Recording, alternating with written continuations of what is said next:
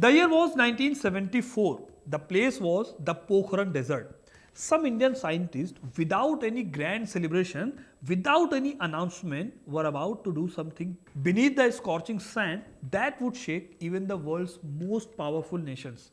By the time the world caught wind of it, it was too late. That morning of May 18, 1974 is forever etched in Indian history. For on that day, a seemingly ordinary underground crater became a symbol of India's self reliance. This was the date when India became the world's sixth nuclear power. This story wasn't just about an experiment, but about a country that repeatedly proved itself by breaking its own boundaries. The question arises, how did India, without any satellite detection, conduct its first nuclear test in front of the world? That too at a time when the Cold War was at its peak and the US and Soviet Union had their eyes on every inch of the globe. India was not part of any military bloc, neither an ally of America nor of USSR. India wanted to chart its own path, and that path led to the small village of Pokhran. It was a secret mission in which the country's most promising scientists and leaders together accomplished what was considered impossible. Today, I am going to tell you about India's Operation Smiling Buddha, which was so secret that even American satellites couldn't detect it. Who were the people who risked their lives to carry out this operation, and why was it important for India? You will learn everything in today's video, so stay tuned until the end. If you don't know your history, how will you know yourself? Although India became nuclear capable in 1974, its foundations were laid nearly 30 years earlier. When India gained independence, then Prime Minister Pandit Jawaharlal Nehru described this science as the backbone of nation building. He said it is science alone that can solve the problems of hunger and poverty, of sanitation and illiteracy. This meant that only science could take the country forward. To further this vision, the Atomic Energy Act was passed in 1948.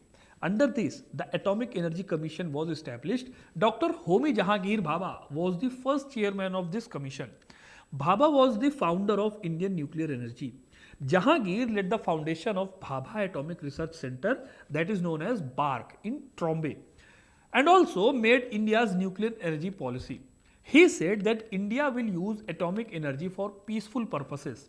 This means that in the initial phase, India had thought of using nuclear energy not for weapons but for development. During this period, the Kendu reactors and Cyrus reactors were established, built in collaboration with Canada and the United States. These reactors were intended for scientific research and energy production.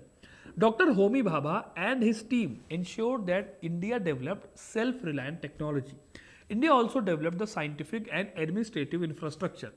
Let me remind you that these were the 1950s when the Cold War was at its peak. Both the US and the Soviet Union were engaged in a nuclear race. In such an environment, India chose the path of atoms for peace. In 1955, India participated in the International Conference on Peaceful Uses of Atomic Energy, organized by the United Nations, and made its objective very clear. Nuclear energy would be used for energy, agriculture, and medicine. But it is not necessary that everything happens as planned. Something similar happened with India too. When India was discussing the use of nuclear energy in the energy sector, several events occurred that changed India's thinking. The 1962 war with China, which India lost, was followed by the 1965 war with Pakistan, which India won, but its position was weakened. These events made India realize that to strengthen its national security, idealism to be abandoned and pragmatism had to be adopted. Meanwhile, in 1964, China conducted its first nuclear test, becoming a nuclear power near India's border. A warning sign for India. The plume of smoke rising from Beijing was not just an explosion, but a signal of changing power dynamics in Asia. This led to the discussion within Indian government and the scientific community about whether India should develop a nuclear deterrent, that is the power to counter nuclear bombs. Dr. Bhabha had then openly declared that if India wished, we could build an atomic bomb within 2 years. Bhabha was a prominent figure in the field of nuclear energy. But unfortunately, he died in a plane crash in 1966. It is still said that the CIA orchestrated this accident because he could have built an atomic bomb for India.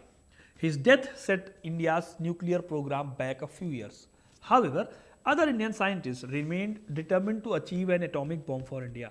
His successors like Dr. Vasant Kumar Bhatnagar, Dr. Homi Sethna and Dr. Raja Ramanna continued this mission. During this time, Prime Ministers Lal Bahadur Shastri and Indira Gandhi realized that the atomic bomb was essential for the country and that they would never be able to sleep peacefully without it. Then in 1968, when most of the countries of the world were signing Nuclear Non-Proliferation Treaty, that means NPT, the treaty was being signed but India refused to sign it.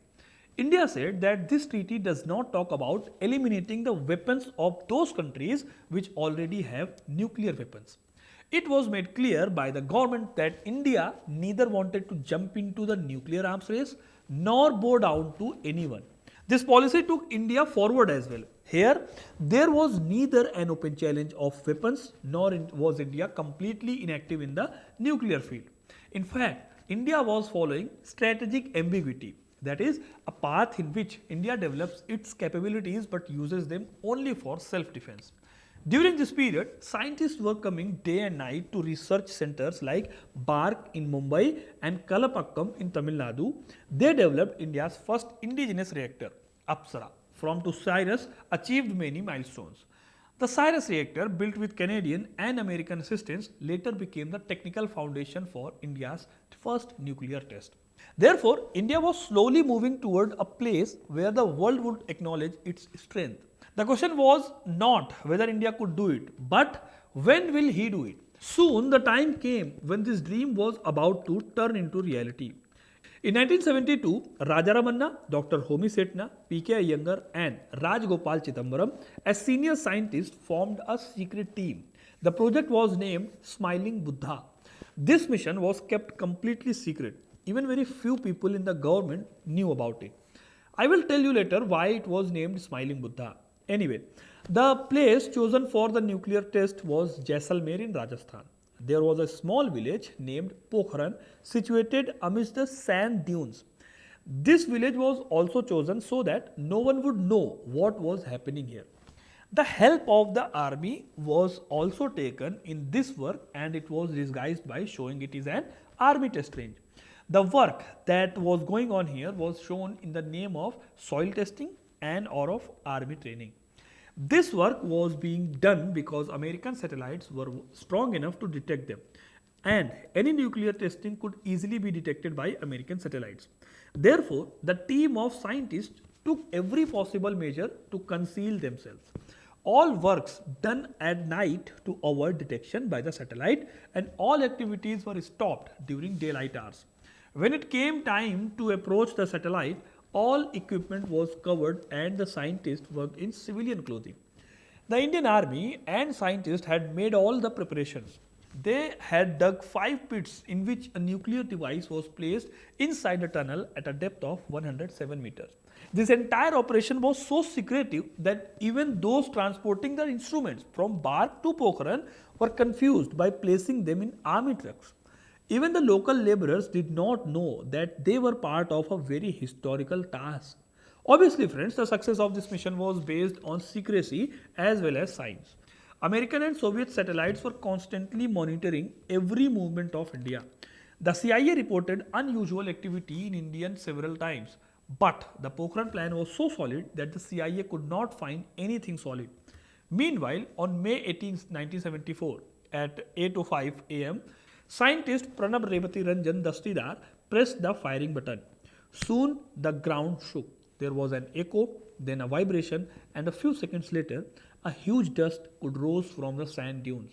Suddenly, the temperature rose and silence fell over the entire area. A few minutes later, Dr. Ramanna, who was leading the mission, simply said, "The Buddha has smiled." This message was immediately sent to Delhi.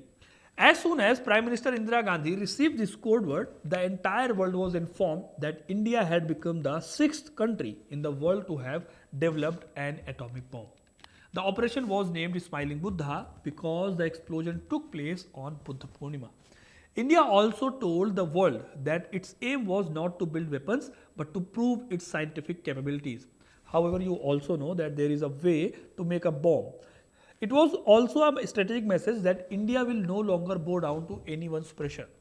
Dr. Raja Ramanna himself later said, "We had to prove that India could make it on its own." That was the real purpose, and truly, that day India showed the world that even without any foreign aid, without any modern technology or satellite support, Indians can achieve the most difficult scientific feats. Friends, the impact of that Pokhran morning wasn't limited to deserts of Rajasthan. When India made the announcement, the entire world was shocked. All capitals, including Washington, London, Moscow, and Beijing, echoed the same question: how did India do this without anyone knowing? This was considered one of the biggest failures for the US intelligence agency, the CIA. Their satellites had monitored Indian areas of Rajasthan for many months, but always came up empty handed. India's success made both the Cold War superpowers, the US and the Soviet, uncomfortable. The US did not want a new nuclear power to emerge in South Asia after China, while the USSR, having good relations with India, remained silent on India's move. This was the biggest news for China as well, which had conducted the test 10 years earlier and became in Asia's first nuclear nation. But now its neighbor, India, was also in the race. The result of all this was that India faced considerable criticism at international level. Indira Gandhi's government described the test as a peaceful nuclear explosion, but internationally, no one recognized it peaceful. Canada, which had provided India with reactor technology, immediately halted all cooperation. The US imposed restrictions on its nuclear cooperation and classified India as a nuclear pariah, a country with which no nuclear cooperation would be permitted. In 1976, the US passed the Nuclear Non-Proliferation Act, which directly impacted India. Under this law, the US was only supposed to provide nuclear technology and nuclear fuel to countries that accepted the NPT and IAEA oversight. Since India had not signed the NPT, this law directly impacted India. The US cut off nuclear fuel supplies for projects like Tarapur, forcing India to become more self-reliant in developing its own indigenous nuclear capability. After this, India stopped getting technology and nuclear fuel from France also. At the same time, Nuclear Supplier Group (NSG) was formed. Its purpose was that in future, no country should test nuclear bombs without permission like India. Even after these bans, India refused to budge. Indira Gandhi clearly stated that India's nuclear program was for India's self-confidence. This sentiment was echoed by Indian scientists. Following this ban, India once again embarked on the path of self-reliance. Dr. Homi Setna and his team designed India's own nuclear reactors without Canadian assistance. Work at centers like Tarapur and Kalapakkam began using indigenous technology. Fuel production, reactor design, and the fuel cycle all were developed by Indian scientists themselves. Now, friends, no matter how much criticism there was at the international level, Indira Gandhi started being called the Iron Lady in the country itself. The Pokhran test instilled in every Indian the belief that we can do it too. After the 1974 explosion, India never officially conducted another test. After Pokhran, India achieved success in the nuclear field strategic ambiguity. The policy of nuclear weapons was adopted. This meant that India neither acknowledged its nuclear weapons nor claimed its lack of them. This strategy successfully shielded India from international pressure for decades. Therefore, the explosion of 1974 was a shock for the world, but for India, it was a rebirth, a moment when it transformed itself from a dependent nation to a strategic power. Today, historians write that if Smiling Buddha had not happened in 1974, then perhaps one of 1998 Pokhran second would never have been possible. The first nuclear test gave India the scientific, technical, and political confidence that has made it a powerful nation today. Responsible nuclear power India maintained restraint even after the explosion. It neither participated in an army race nor threatened any country. Instead, India developed its nuclear program in three stages: nuclear energy, research, or strategic security. Its objective was clear: self-reliance in the field of energy, progress in science, and guarantee of national security. So friends, this was the story of India's first nuclear test. The success of Pokhran also established the power of science in Indian politics. When Indira Gandhi trusted her scientists, it wasn't just test. It was a belief that national security is built not with guns, but with minds. And this belief was carried forward by every Prime Minister in the years to come. When India conducted Pokhran 2 in 1998 under the leadership of Atal Bihari Vajpayee, it was the next chapter in the same journey that began in 1974. After 1998 test, India declared itself a nuclear weapon state and the world took it very seriously. At that time, Vajpayee said, India's nuclear policy is now clear, no first use, credible minimum deterrence. This meant that India would never attack first, but would maintain the capability to deter any threat. This policy remains the foundation of India's strategic thinking to this day. So this was the story of first nuclear test done by Indian scientists. I hope you like this video and also subscribe the channel for the latest updates. Thank you.